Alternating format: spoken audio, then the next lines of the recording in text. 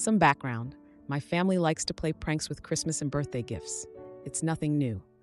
I, female, 21 years old, as well as my 5 siblings, ranging in age from 29 to 37, have all been pranked on our birthdays and on Christmas, usually with 1 or 2 joke gifts. However, this Christmas, I was the only person to receive all joke gifts. For example, I unwrapped a MacBook from my brother, but when I opened it, it turned out to be just some chocolate, which I don't eat, so I gave it away. And the real MacBook was actually given to my sister in a bag she wanted.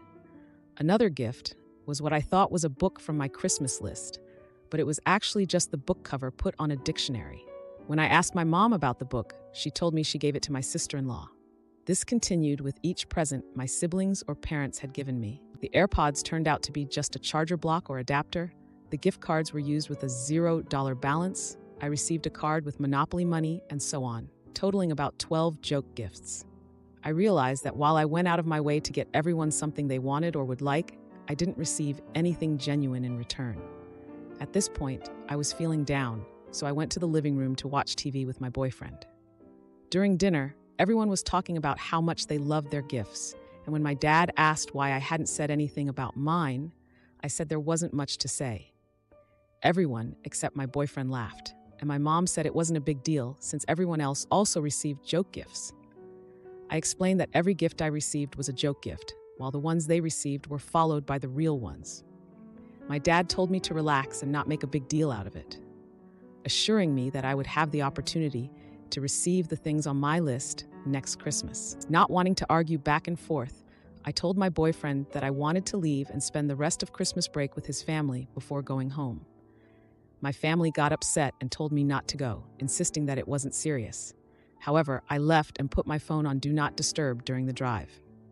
By the time we arrived at my boyfriend's parents' house, I had several missed calls and texts from my family, calling me names like ungrateful, sensitive, and childish. They said I ruined Christmas and made my parents upset by leaving.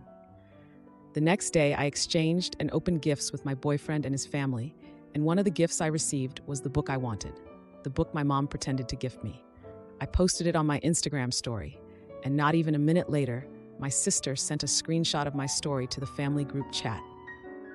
They were mad at me for leaving and accused me of ruining Christmas over some presents. They demanded that I owe everyone, especially my parents, an apology because my mom spent New Year's feeling sad because of my actions.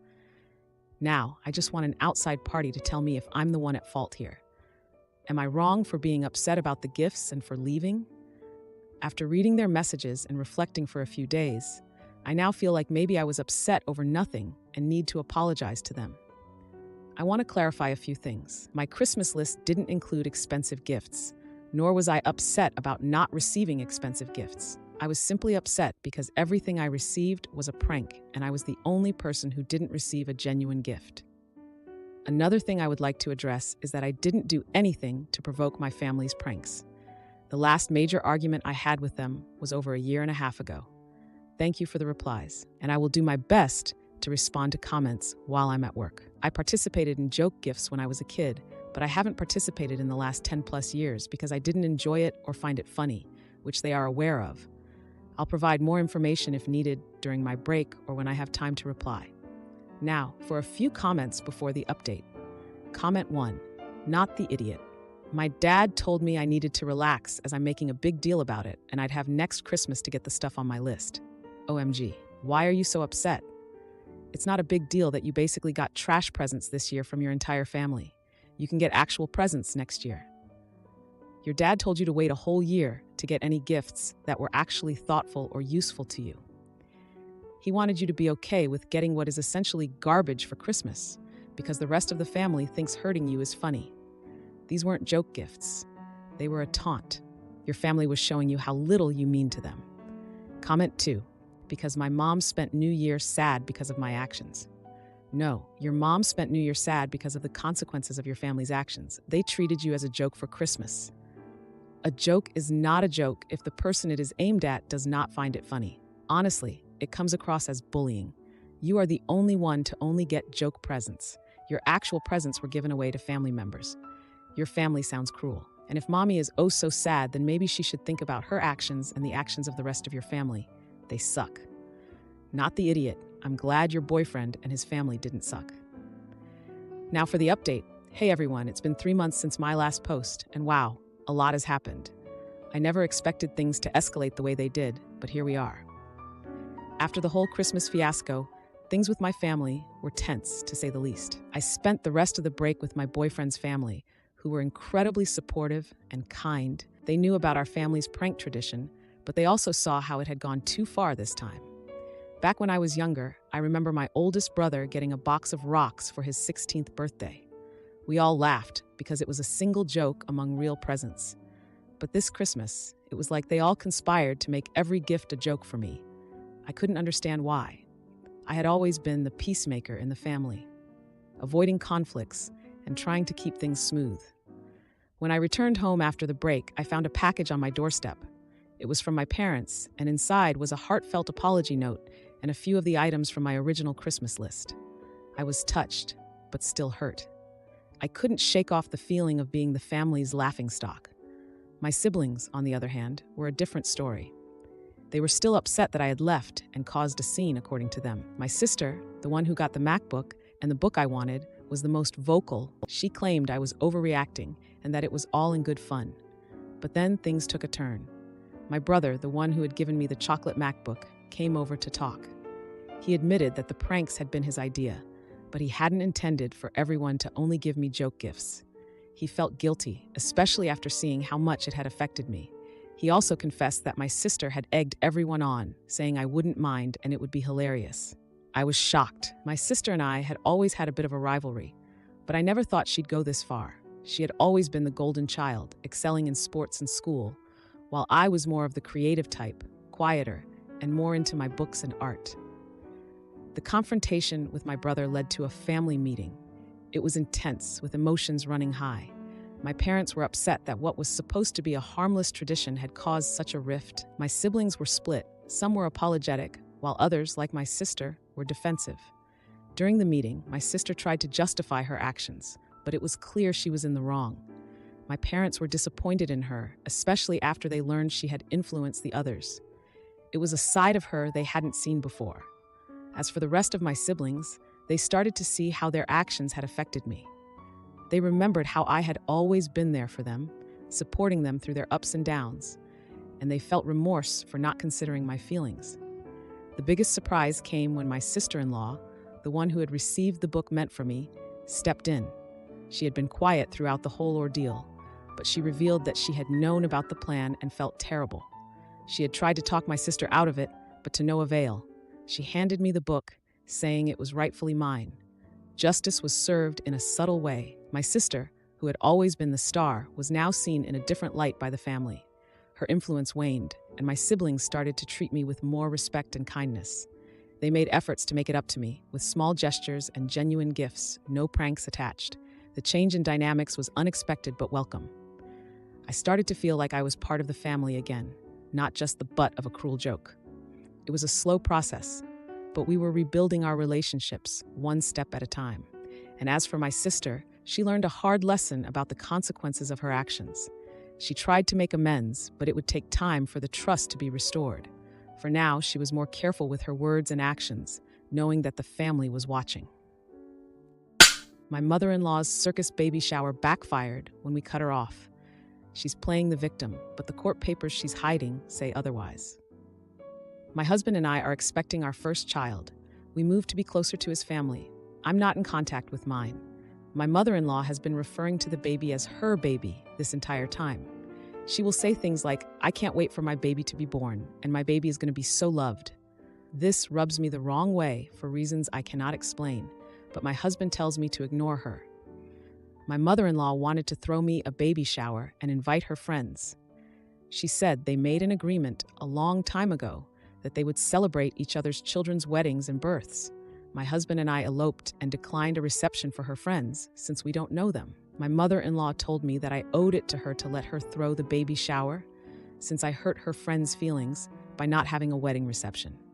I asked if I could invite my friends, and she said no, that this was for her friends, and that if my friends wanted to throw me a shower, they could. I reluctantly agreed. My husband and I spent hours on our registry, and my mother-in-law asked for it so she could share it with her friends. She said she forwarded the registry on. She asked me what design I wanted on my cake and cookies. I told her flowers because I am decorating the nursery in a garden theme. At the shower, they provided me with a mother-to-be sash and my mother-in-law a granny-to-be sash to wear. I noticed that the theme of the shower was circus animals. The cake had an elephant and balloons on it, and the cookies were shaped like animals. At first, I thought that maybe the floral theme was just too difficult, so I went along with it until it was time to open presents. Every present was some sort of circus animal: onesies, blankets, toys, nothing from my registry. I was a little confused and even went so far as to check my registry to make sure I hadn't made a mistake and changed everything. I thanked everyone for their gifts and tried to sound as gracious as possible, but I was so confused. My husband, who is a little less tactful than I am, showed up at the end of the shower and noticed the theme right away. He said, "What's up with all the circus animals?" He looked at the presents and said, "This isn't what we asked for." Then he looked at his mom and said, "Mom, what did you do?" She smiled and said, "I didn't like the theme you chose for my baby. I'm going to decorate my baby's nursery at my house with circus animals, so I created a registry for myself." My husband said, "You did what?" She said, "My baby is going to need a room at my house, so I threw a shower for myself." I lost my composure and told her that she would not see my baby and to stop calling the baby hers. And my husband told his mom that she's delusional if she thinks we're going to allow this. She started crying and said we are just withholding her baby from her. We've been getting texts from his family since the shower, calling us selfish and ungrateful, and saying we ruined her joy of being a grandma. Are we the jerks? Now, for a few comments before the update. Comment 1. Not the idiot. Make sure if she has keys to your home, locks are changed. Make sure you invest in security cameras. Let the hospital know your mother-in-law is to be nowhere near your baby. Let them know that you and your husband are the only two that fill out any paperwork. Honestly, no contact from the start so that she has no grandparents' visitation case. Document every creepy thing she does. Call your doctor and tell your pediatrician at the time to password protect your medical information. Your mother-in-law is unhinged, and this has hands that rock the cradle vibes. Comment 2. Not the idiot. This is very disturbing behavior. Deranged, in fact. If you and your husband ever do relent and let her glimpse the baby, I know you will never let him or her out of your sight, and that nursery will never be used. I'm not usually alarmist, but please ensure you have security cameras installed in and around your home. Also, make sure that your mother-in-law has no keys.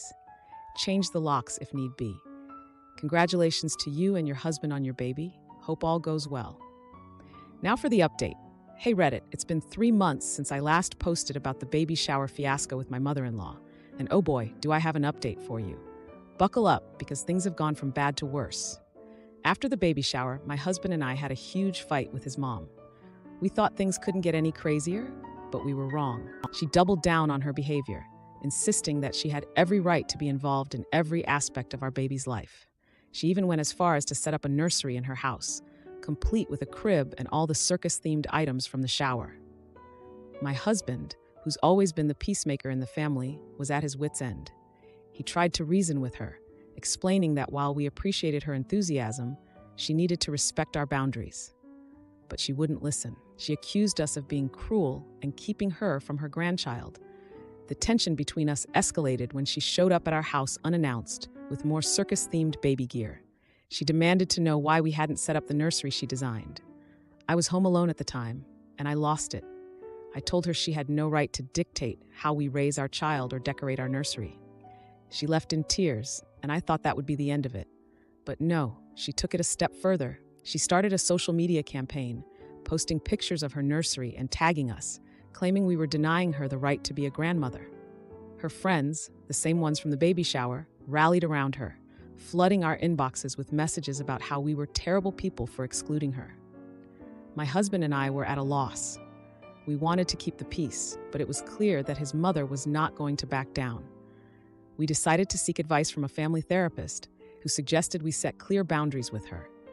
It was easier said than done, but we drafted a letter outlining our expectations and the consequences if she continued to overstep. We sent the letter, and for a brief moment, there was silence. We thought maybe she had taken our words to heart. But then, the unexpected happened. She showed up at our next doctor's appointment. She had somehow found out the time and place and was waiting for us in the lobby. She caused a scene, crying and pleading to be led into the ultrasound room. The staff had to intervene, and she was escorted out. My husband and I were mortified. Things took a turn for the worse when she started showing up at my husband's workplace, bringing him lunch and trying to talk to him about the baby. His coworkers were getting uncomfortable, and his boss even pulled him aside to ask if everything was okay at home. We were at our breaking point. We had tried to be understanding, but it was clear that she was not going to respect our boundaries. We had no choice but to cut contact with her completely. It was the hardest decision we've ever had to make, but our priority was our growing family. The fallout was immediate. My husband's family took her side, accusing us of being heartless. They bombarded us with calls and texts, trying to guilt us into reconciling with her. But we stood firm, knowing that we had to protect our child and our sanity. Just when we thought things couldn't get any more strained, we discovered that my mother-in-law had been spreading rumors about us in the community. She told anyone who would listen that we were unfit parents and that she was considering legal action to get visitation rights to her grandchild. We were shocked and hurt. We had tried to handle the situation with as much grace as possible, but it seemed like there was no pleasing her. We consulted with a lawyer to understand our rights and to prepare for the possibility of a legal battle. And now, here we are, 3 months later, still dealing with the aftermath. Our baby is due any day now, and instead of being able to focus on the joy of our new arrival, we're caught up in this mess with my mother-in-law. It's not how we imagined starting our family, but we're holding on to each other and hoping for the best. My brother-in-law's secret crush on me blew up in his face. He played the victim, but the twisted truth left him broke and alone. I, 31-year-old female, have a half-sister, Ellen, 34-year-old female. Same dad, different moms, no. I'm not the result of an affair. Ellen and I are not close and never have been. We only saw each other at family get-togethers. Ellen has a husband, Tom, 34 years old. Tom is a nice guy, and when she introduced him to the family, he and my husband hit it off, and my husband ended up hiring Tom to work for him. Tom and Ellen got married and had a baby, and during this time they started having problems. I didn't hear this from Ellen, but from my dad and from my husband, who was told by Tom. Tom then started staying really late at work, and then progressed to coming over to our house, often for drinks with my husband, and by extension, me. He became a regular visitor to our house and began unloading his problems. This went on for about 8 months until one evening, Tom was quite tipsy and admitted he'd developed a crush on me. Understandably, this meant he didn't come back to our house. He has profusely apologized for this, and we're fine now, but obviously I just prefer some distance. I guess that whole thing was a wake-up call for him because he and Ellen started going to counseling. During the counseling, he told her about what had happened because Ellen called me and screamed at me for the whole situation. She said she and Tom would never be in the same room with me again after what I'd done. She made excuses for not coming to family gatherings I was at for a while before my dad confronted her, and she said she and I had fallen out and weren't speaking. I went along with this because I didn't want to tell my dad the truth either. It has been over a year of this, but this all came to a head over my dad inviting both of us and our families to NYE and getting mad that Ellen wouldn't come if I was going. He started ranting at me that we needed to grow up and make peace, and if we didn't want to talk to each other, fine, but not being able to be in the same room was nuts. I got sick of being berated and said I agree, but it wasn't me who started it. My dad then demanded to know what the fight was about and wouldn't let up. Eventually, I just told him. He's furious. He called Ellen and yelled at her. He called my husband and yelled at him. He is seething that no one told him and that he has been acting like things are fine with Tom this whole time. Ellen is furious with me for telling Dad, saying I did this on purpose and have ruined things with Tom after she'd worked so hard to fix them. I feel bad for the results, but I also feel like carrying the burden of this rift that I didn't cause was unfair to me in the first place. I kept quiet when I didn't have to, but once I was getting heat over it, it just became too much. Am I the idiot for spilling? Now, for a few comments before the update. Comment 1. Not the idiot. Your sister made the problem about you, lied to your dad about what the problem was, and caused the rift in the family over her own insecurity. You did the right thing in all of this, and you shouldn't have to take the heat for being the adult in the room. Comment 2. Not the idiot about this particular thing, but I think you should have done your sister a solid and sent Tom home when he started socializing frequently at your house. not because of the crush, but because presumably she was at home with the baby all the time. Now for the update. Hey everyone, thanks for all the support on my last post. It's been a month since I spilled the beans to my dad about the whole mess with my half-sister Ellen and her husband Tom, and boy, do I have an update for you. So after my dad found out about the situation, he was livid. He had a few choice words for Ellen, and let's just say they didn't sit well with her. Ellen, in her usual fashion, decided to retaliate, but not in the way you'd expect. She started spreading rumors about me to the rest of the family, painting me as the villain who seduced her husband. I couldn't believe it. The nerve of her to twist the story like that. Meanwhile, Tom, who had been trying to mend things with Ellen, was caught in the crossfire. He had been working extra hard at my husband's company, trying to prove his worth and distract himself from the home drama. But with Ellen's rumors, work became a minefield. My husband, bless his heart, tried to stay neutral, but you could tell the stress was getting to him. Now here's where things get even more tangled. Remember how Tom had developed a crush on me? Well, apparently, Ellen had her own little secret. It turns out she had been getting a little too cozy with one of Tom's friends, something that only came to light when the friend's wife caught them in a rather compromising situation. The wife, furious and hurt, decided to expose Ellen's affair to everyone, including my dad. My dad, who had been trying to play peacemaker, was now completely done with Ellen's antics. He had always had a soft spot for her, but learning about her affair was the last straw. He told her she needed to sort herself out and stop blaming others for her own mistakes. As for the family gatherings, well, they've been awkward, to say the least. Ellen has been avoiding them like the plague, which is fine by me, but it's put a strain on family relations. My dad's been trying to keep the peace, but you can tell he's disappointed in how things have turned out. In a bizarre twist, Tom and I ended up having to work together on a project for my husband's company. It was strictly professional, but you could cut the tension with a knife. We managed to get through it without any issues, but I made sure to keep my distance. Now here's the jaw-dropping part. During one of these work meetings, Tom received a call from Ellen, and she was hysterical. She had been fired from her job for misconduct. Apparently, her affair had not gone unnoticed at her workplace, and it had caused quite the scandal. Tom, already at his wit's end, told her he needed time to think about their relationship and what he wanted. The family drama has been the talk of the town, and I've been doing my best to stay out of it. But it's hard when you're constantly being dragged into the middle of it. I've had relatives calling me, asking for the real story, and I've had to set the record straight more times than I can count. Ellen has been trying to reach out to me, probably to apologize or maybe to ask for help, but I've been ignoring her calls. I just can't deal with her drama anymore. It's been exhausting, and I've had enough. And here's the subtle twist of karma. Ellen, who had been so quick to blame me for her marital issues, is now facing the consequences of her own actions. Her affair has not only cost her her job, but also the respect of our family. And Tom, who had once confessed his feelings for me, is now seeing Ellen's true colors. If you like this video, you'll probably like these too. Also, while you're here, please consider subscribing. It's your support that keeps this channel alive and allows me to make better and longer videos. Have a great day.